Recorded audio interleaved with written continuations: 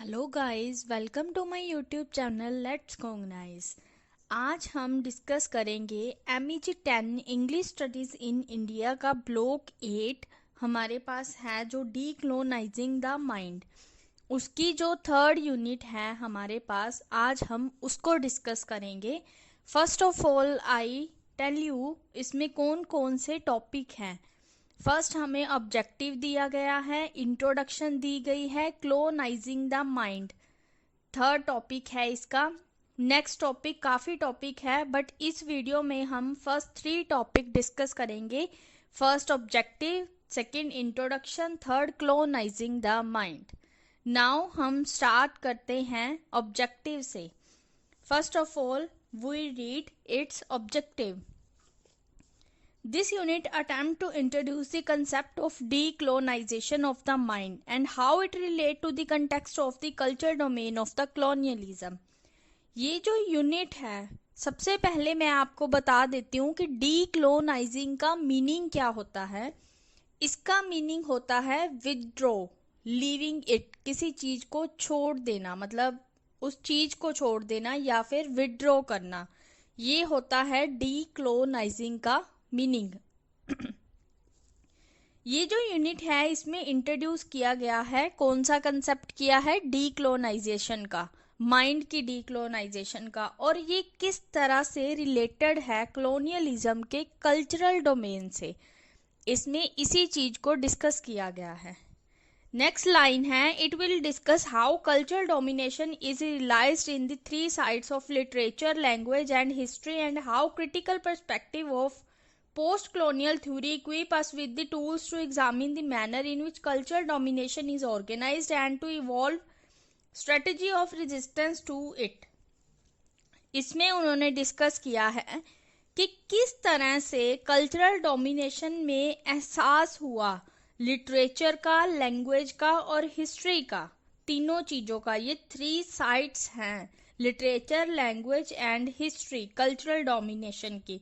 और किस तरह से ये जो पर्सपेक्टिव है पोस्ट कॉलोनियल थ्योरी का, इसमें क्या है, इसको क्या है, इक्विप किया गया है। किसके साथ इक्विप किया गया है, एग्जामिन, मतलब जांच करनी है, टूल्स टू एग्जामिन, कि किस तरह से जो कल्चरल डोमिनेशन है उसे ऑर्गेनाइज किया गया है और जो इसके स्ट्रेटजीज हैं उसका प्रतिरोध किया गया है। मतलब क्या है, जो कल्चरल डोमिनेशन है उसमें क्या है, तीनों चीजें होने का एहसास हुआ है। वो 3 साइड्स कौन सी हैं, लिटरेचर, लैंग्वेज एंड हिस्ट्री। फिर उन्होंने कहा है कि किस तरह से पोस्ट कॉलोनियल थ्योरी का जो पर्सपेक्ट है इसे इक्विप किया गया है। किसके साथ इक्विप किया गया है, टूल्स के साथ, जिसमें क्या है, किसकी जांच की गई है, कल्चरल डोमिनेशन की, कि किस तरह से कल्चरल डोमिनेशन को ऑर्गेनाइज किया गया है और इसमें जो स्ट्रेटजीज हैं उनका प्रतिरोध किया गया है। It will indicate how decolonizing the mind is a continuous process and how resistance may be organized against the force of neocolonialism। इसमें किस चीज को इंडिकेट किया गया है कि किस तरह से जो डीकोलोनाइजिंग द माइंड है वो एक कॉन्टिन्यू प्रोसेस है, मतलब लगातार चलने वाली प्रोसेसिंग है, और किस तरह से इसे जो ऑर्गेनाइज किया गया है उसे किस तरह से उसका प्रतिरोध किया गया है नियो कॉलोनियलिज्म के अगेंस्ट। मतलब जो प्रोसेस है जिसे ऑर्गेनाइज किया गया है, डीकोलोनाइजिंग द माइंड को जब ऑर्गेनाइज किया गया है तो उसका प्रतिरोध किस तरह से किया गया है नियो कॉलोनियलिज्म के against. Finally, it will consider the many ways in which the practice of decolonization of the European mind can be affected। इसमें क्या है, कई तरीकों को कंसीडर किया गया है जिसमें क्या है, डीकोलोनाइजेशन की प्रैक्टिस के बारे में बताया गया है कि वो किस तरह से यूरोपियन माइंड डीकोलोनाइजेशन से अफेक्ट हो सकते हैं। ये था हमारे पास यूनिट 3 का डीकोलोनाइजिंग द माइंड का मेन ऑब्जेक्टिव। मतलब क्या है, इसमें डीकोलोनाइजेशन एक मेन उद्देश्य है, किस तरह से डीकोलोनाइजेशन होती है माइंड की, किस तरह से इसे ऑर्गेनाइज किया जाता है और किस तरह से इसके बीच जो स्ट्रेटजीज हैं उन्हें उनका प्रतिरोध किया गया है, और उनका जो प्रतिरोध है वो किनके अगेंस्ट किया गया है? नियो कॉलोनियलिज्म के। और जो डीक्लोनाइजिंग द माइंड है वो एक कॉन्टिन्यू प्रोसेस है। आई होप आपको इसका ऑब्जेक्टिव अच्छे से समझ आ गया। नाउ हम डिस्कस करते हैं इसका नेक्स्ट टॉपिक जो हमारे पास है, वो है इंट्रोडक्शन। इंट्रोडक्शन की फर्स्ट लाइन है हमारे पास, let us first understand the term decolonisation. उन्होंने क्या कहा है कि सबसे पहले हम डीक्लोनाइजेशन को समझेंगे। डीक्लोनाइजेशन होती क्या है? Naturally there has to be first colonisation in order to talk of decolonisation. Decolonisation को पढ़ने के पहले हमने क्या पढ़ना है? क्लोनाइजेशन। क्लोनाइजेशन क्या होती है? We all know that colonization is the process of converting a country into a producer of raw material for your industry and a market for your finished good. इसमें क्या बताया है कि हम सभी जानते हैं, जैसे एक देश को अपने उद्योग के लिए किसकी जरूरत होती है? कच्चे माल के निर्माता के रूप में। और अपने तैयार माल के लिए किसकी जरूरत होती है? बाजार के रूप में। यही उन्होंने बताया है कि ये क्या है? एक कॉन्टिन्यू प्रोसेस की तरह है। जैसे कच्चे माल के लिए निर्माता के रूप में, कच्चे माल के निर्माता के रूप में उद्योग के लिए, और तैयार माल के लिए बाजार की जरूरत है उसे सेल करने के लिए। उसके बाद उन्होंने बताया है, so colonisation involve the twin process of destroying and marginalising local economies and other administrative and political structures and the erection of new ones that facilitate the colonizer goal. इसमें उन्होंने क्या कहा है कि जो क्लोनाइजेशन है वो ट्विन प्रोसेस है, मतलब दो तरह की प्रोसेसिंग है, जिसमें डिस्ट्रॉइंग भी है और मार्जिनलाइजिंग भी है। डिस्ट्रॉइंग और मार्जिनलाइजिंग किन चीजों की बताई गई है? लोकल इकोनॉमीज की, एडमिनिस्ट्रेटिव एंड पॉलिटिकल स्ट्रक्चर की। और इसमें क्या है? इरेक्ट की गई है एक ऐसी चीज जिससे हम क्या है? क्लोनाइजर का गोल अचीव कर सकते हैं। Decolonisation then become the opposite process that of dismantling the colonial structure once the imperial power leave. Decolonisation तब क्या बनती है? क्लोनाइजेशन की उल्टा है, मतलब ऑपोजिट प्रोसेस है। तो इसमें क्या है? जो कॉलोनियल स्ट्रक्चर है समाप्त हो जाता है अगर एक बार इंपीरियल पावर छोड़ दी जाए।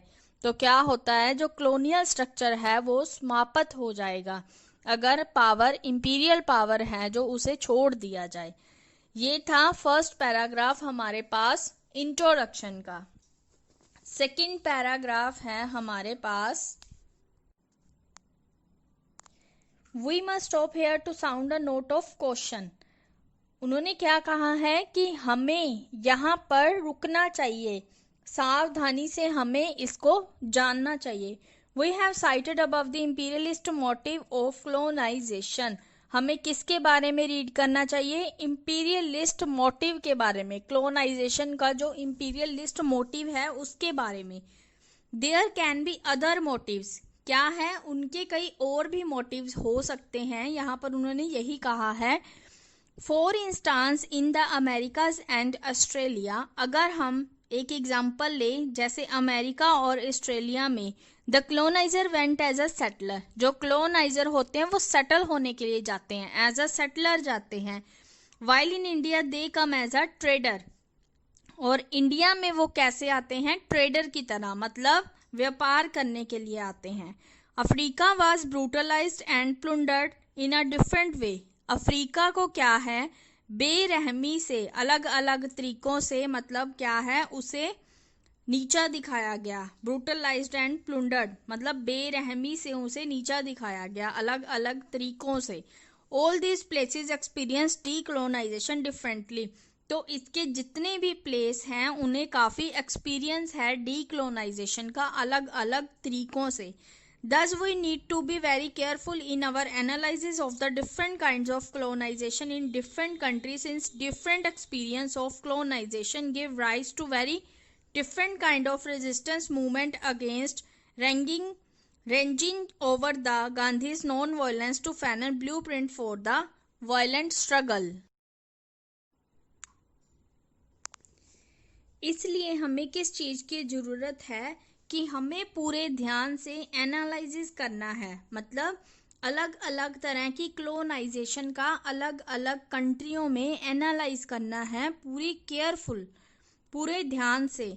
तो जो अलग अलग एक्सपीरियंस है क्लोनाइजेशन के, उससे क्या है, वो क्या है, बढ़ते जा रहे हैं। मतलब क्या है, उनके साथ जो अलग अलग एक्सपीरियंस है क्लोनाइजेशन के, उससे क्या है, जो प्रतिरोध मूवमेंट है वो काफ़ी बढ़ते जा रहे हैं। जैसे गांधी नॉन वायलेंस से किसकी तरफ, फैनन की तरफ, जो किसकी लड़ाई थी, वायलेंट स्ट्रगल की लड़ाई थी, मतलब वायलेंट स्ट्रगल था।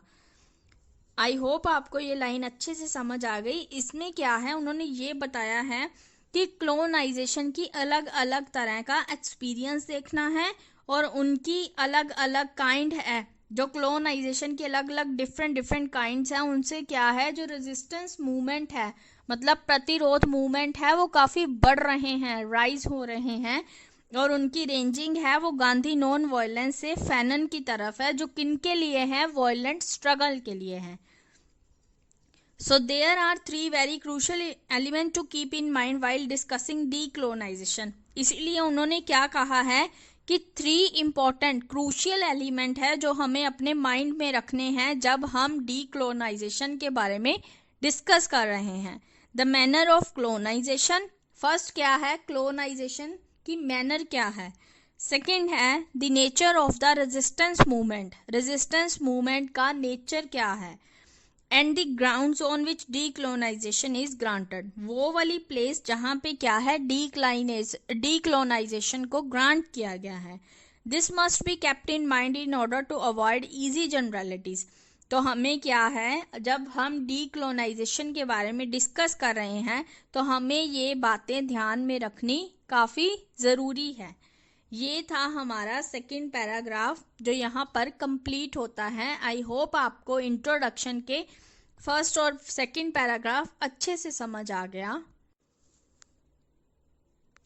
We must also understand the erection of a new structure by imperial power is not always and in all places a one-way violent imposition of the conqueror's will.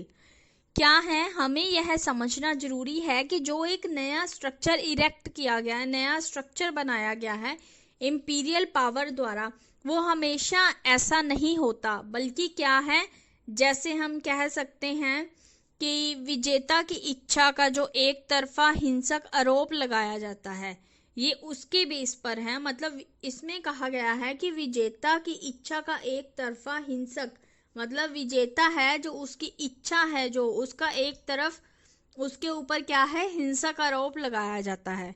It functions in many ways, ये क्या है, अलग अलग तरीकों से काम करता है। Often entering into a dialogue with local populations and institutions and is facilitating almost always with the help of collaborating elite.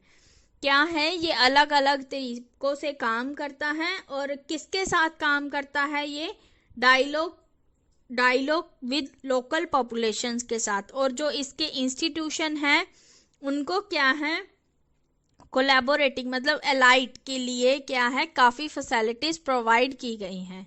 In the process of colonisation, जो क्लोनाइजेशन की प्रोसेस है उसमें क्या है, if trade is to carry on successfully, अगर जो व्यापार है वो काफ़ी सक्सेसफुल चल रहा है और प्रॉफिट्स भी काफ़ी अच्छे हो रहे हैं, it is crucial for the imperial power to have an efficient political structure in which to functions and it is necessary to have the cooperation either voluntary or forced of local peoples.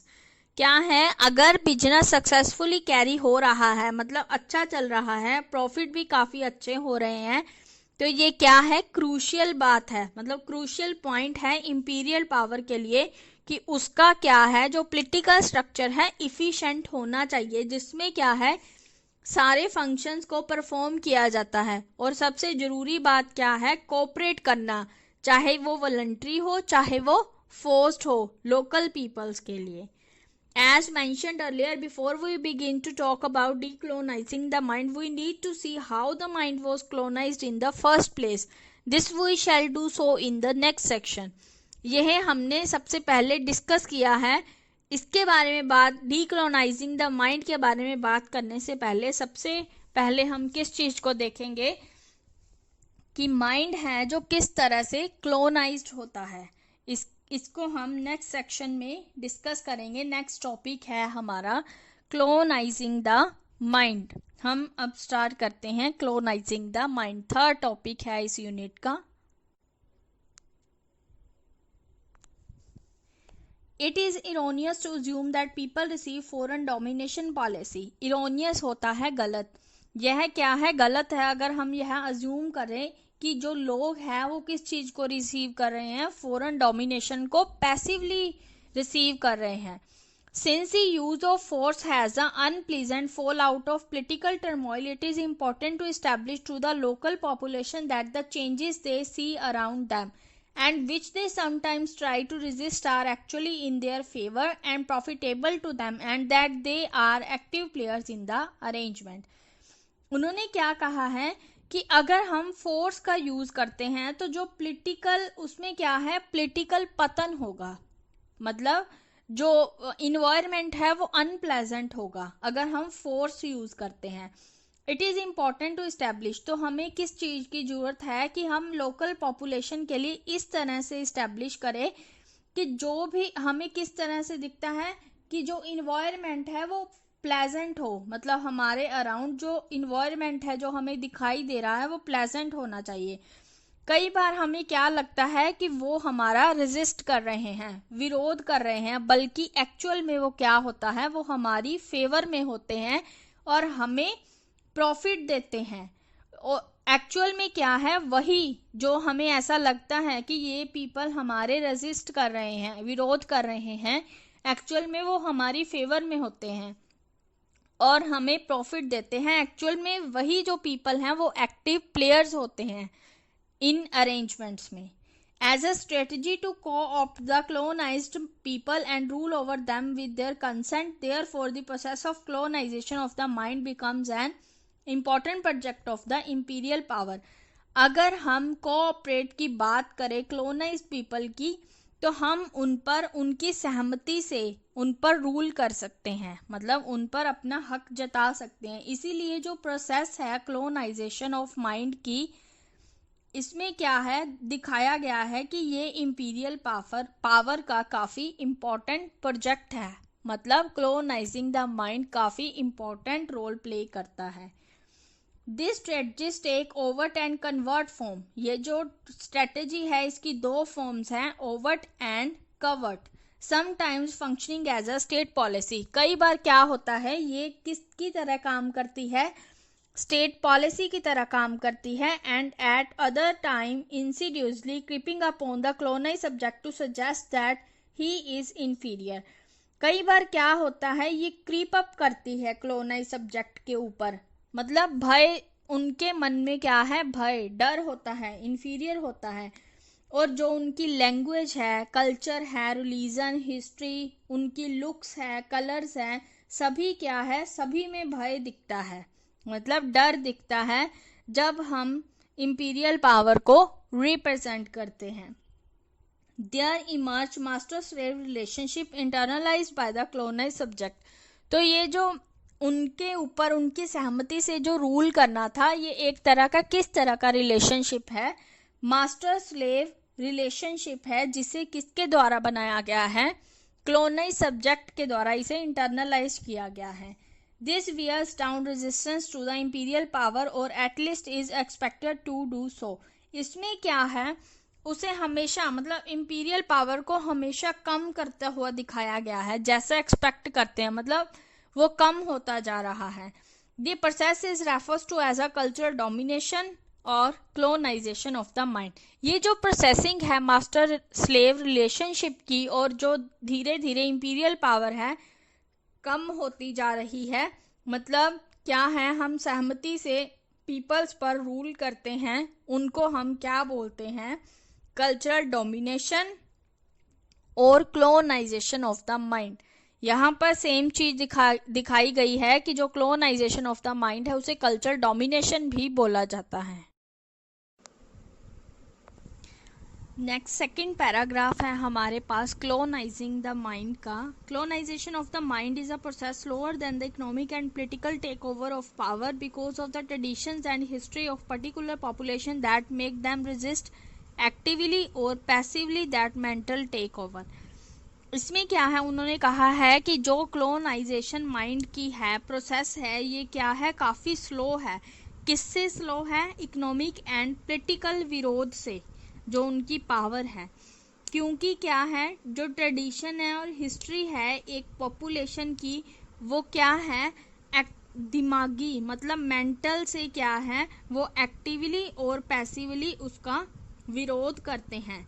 Thus there are sites identified through which culture hegemony is organized।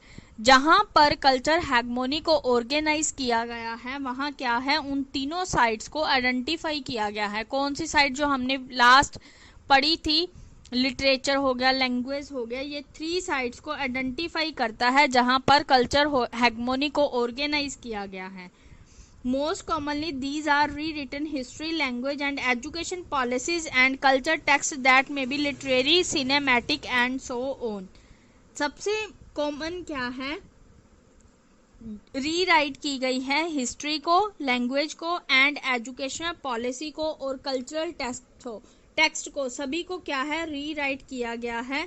वो literary भी हो सकता है, cinematic भी हो सकता है। This purity of the master is, however, internalized, especially with the systematic erosion of the agency of the subject in the economic, political, and social domains, more effective in context where colonization is over a long period of time।